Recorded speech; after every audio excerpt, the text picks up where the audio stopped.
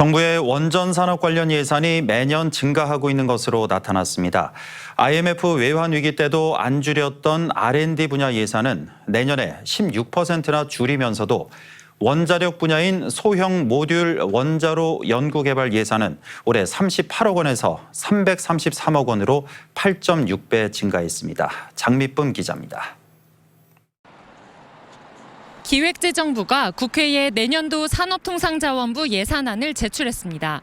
원자력 생태계 지원 사업 예산은 올해보다 26.1% 증가했습니다.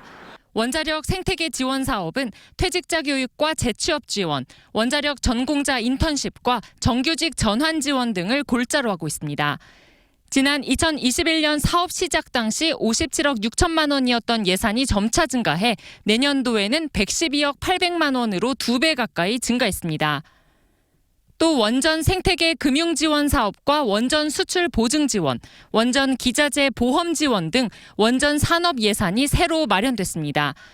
하지만 막대한 예산을 쏟아부은 만큼 효과가 있을지는 의문이 제기됩니다.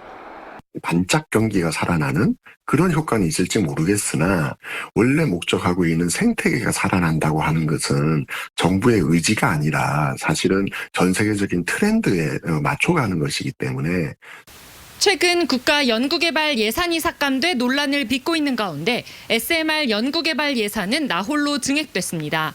상용화 가능성이 낮아 논란이 끊이지 않는 소형 모듈 원자로 연구개발 예산은 38억 원에서 333억 원으로 8.6배나 증가했습니다.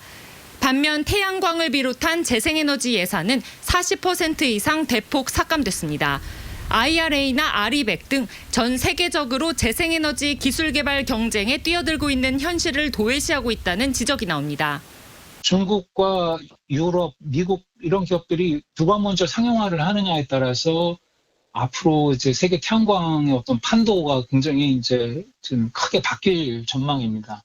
태양광 관련돼서 국내 기업들도 사실 많은 R&D를 해야 되고 경쟁력을 좀 늘려야 되는 상황인데 원전 최강국을 표방하며 들어선 정부 예산 정책이 결과적으로 세계적인 에너지 추세에 역행하는 것은 아닌지 우려가 커지고 있습니다.